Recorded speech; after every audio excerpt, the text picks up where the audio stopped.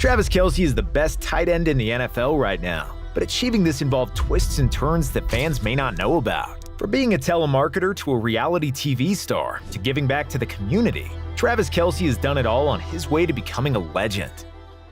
Although he's the best player in the game at tight ends, if it was up to Kelce, he'd be lining up in a different spot. See, growing up in Cleveland, Ohio, Kelce played quarterback for his high school. And not only did he love doing so, he was very good at it too. As a senior, Kelce earned all Lake Erie League honors while recording 2,539 total yards of offense.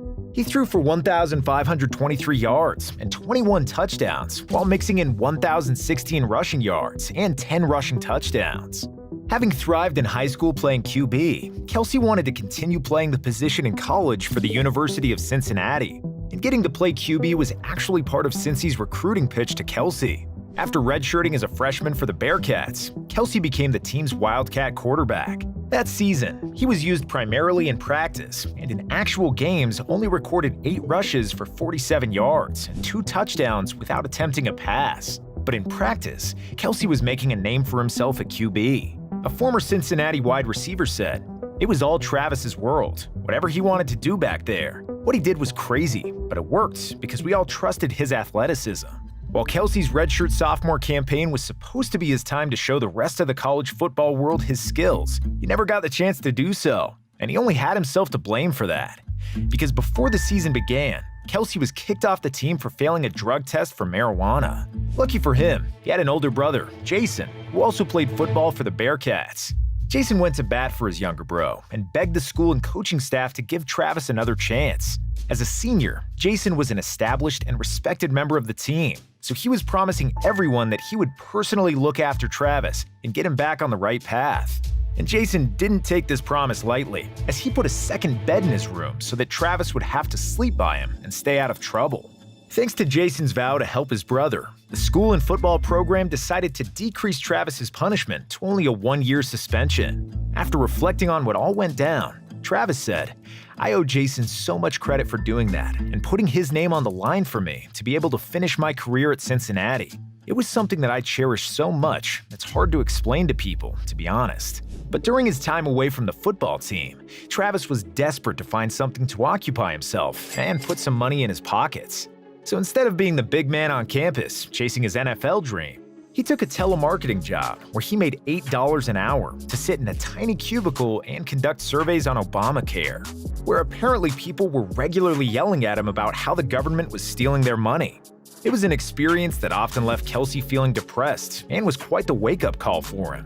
Kelce said, "All I had been doing is playing outside, playing sports my entire life. I had never sat down and tried to earn a living like that. That's not to hit on anybody's 9 to 5. That's just not for me." Kelce was right that a 9 to 5 wasn't for him, because in 2013, he was drafted by the Chiefs in the 3rd round with the 63rd pick. But Travis was not the first Kelce to hear his name called at the draft, as 2 years earlier during the 2011 draft, Jason received the honor. With the 191st overall pick in the 6th round, the Eagles took Jason. And he has thrived at the center position for Philly from the moment they drafted him, becoming the first rookie in franchise history to start all 16 games at center. From there, Jason has only further established himself as a beloved figure to Eagles fans. He played an integral role in 2018 when the Birds won their first ever Super Bowl. That season was part of an absolutely dominant stretch by Jason, who was named a first-team All-Pro in 4 out of 5 seasons from 2017 to 2021. He has also made the Pro Bowl 5 times during his career. Not only did Jason set the standard for how Travis should carry himself in college, but he did it again at the next level. And Travis did follow in Jason's footsteps in the NFL, establishing himself as one of the league's next young stars. But he also became famous for an entirely separate reason from football. See, in 2016, he starred in a dating show on E! Called Catching Kelce. The show was essentially a sports version of The Bachelor, as 50 eligible women from around the country tried to win over the tight end's heart. It began with each woman having 60 seconds to make a memorable first impression on Kelce, who then narrowed the group down to 20. After that, Kelce decided each week who would stay and go, while cycling through different types of dates. By the end of it, Kelce wound up with a woman by the name of Maya Benberry. However, there was no fairy tale ending in store for Kelce and Benberry, who just a few months after the show's finale aired, announced their split. And Kelce displaying a lack of fear and putting himself out there is not unique to his time in reality TV. It's also evident on the football field during extremely contentious moments. In last year's all-time classic of an AFC divisional round game between the Chiefs and Bills, Buffalo led by 3 with just 8 seconds remaining and the ball on KC's 44-yard line.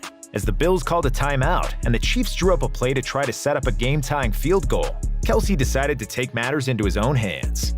He told his quarterback Patrick Mahomes that he knew where there would be an opening in the defense and he'd run there, rather than running the specific route for the play that was called. So once both teams were set for the play, viewers at home could loudly hear Mahomes from the shotgun repeatedly telling Kelce to do it. Without any hesitation whatsoever, Kelce obliged and ran his own route that resulted in a 25-yard gain and set up the game-tying field goal perfectly. And let's just say, the list of players that would have the courage to throw out the play the coach called with their season on the line is probably extremely short. Growing up, Kelce had a goal he constantly thought about, and although he eventually achieved it, things didn't go exactly according to plan. One of his lifelong dreams was to throw a pass in the NFL. Ever since he was a kid, he envisioned doing so, and that it would be for a touchdown. And during a 2017 Week 11 matchup with the Giants, Kelce finally had a chance to live out this dream. With the game tied in the fourth quarter, the Chiefs called a play where Mahomes threw a screen to Kelce, who could then either run the ball or hit another receiver down the field. Travis, being Travis, didn't even consider the possibility of running the ball and was dead set on letting it fly. After evading a few New York defenders, Kelce unleashed a 50-plus yard bomb down the field with a perfect spiral. However, there was one problem. The pass landed in the hands of Giants safety Landon Collins. After waiting and dreaming for countless years, Kelce's first career NFL pass was an interception. Fortunately for Kelce and the Chiefs, Travis has been able to accomplish a handful of his other goals that involve doing things nobody at his position has ever done before. Among NFL tight ends, Kelce reached the following career receiving yard milestones in the fewest number of games: 6,000 yards in 91 games, 8,000 in 113 games, and 9,000 in 127 games. He also holds the record for most 1,000 receiving yard seasons with 6, and set another one at the same time by doing it in consecutive seasons from 2016 through 2021. In 2020, Kelce also broke the record for most receiving yards by a tight end in a single season with 1,416. That was one of 2 seasons in which he had over 100 receptions, which is another tight end record. And this list of records will only grow over time as Kelce is still in his prime. When it's all said and done, there is little doubt that he will hold the holy grail record of most career receiving yards by a tight end. Due to Kelce making so much history in so little time, he's already etched his name into league lore outside of just the record books. In his first 7 seasons, Kelce was elected to 5 Pro Bowls and 4 All-Pro selections, while having 4 seasons of at least 85 receptions and 1 with more than 100. He racked up 507 receptions for 6,465 yards and 37 touchdowns. Thanks to this dominant start to his career, the Pro Football Hall of Fame Selection Committee in 2020 voted to include him on the NFL's All-Decade team for the 2010s. Kelce was just one of 2 tight ends to be included, joining another legend in Rob Gronkowski. For Kelce to be included despite only playing in 7 seasons during the decade speaks volumes to what he was able to accomplish at the beginning of his career. Pro Bowls and All-Pro selections are obviously nice, but making an All-Decade team is an honor that so few players receive, and one that Kelce has a very good chance of receiving twice. While there's no debating Kelce's on-field greatness and accomplishments, he's simultaneously been striving to leave just as much of an impact, if not more, off the field. In 2015, Kelce founded his own charity organization called 87 and Running. Kelce started the charity because of what he saw during his own childhood. Having grown up in the very diverse suburb of Cleveland Heights, Ohio, Kelce noticed that some of his closest friends didn't have the same family structure that he did and weren't able to enjoy the same experiences. As a kid, even Kelce himself struggled in school and lacked the motivations to keep going.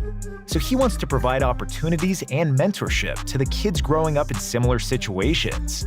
Through fundraising and initiatives, the organization aims to give these kids a chance to succeed in life. It focuses on supporting and educating them in various subjects, such as education, business, athletics, STEM, and the arts. And Kelce has said, "Our youth today are the future. they are our best investment, and it is never too soon to start planning for success. It's inspiring to see how far Kelce has come, from being that immature college kid who almost threw away his football career before it could even get started.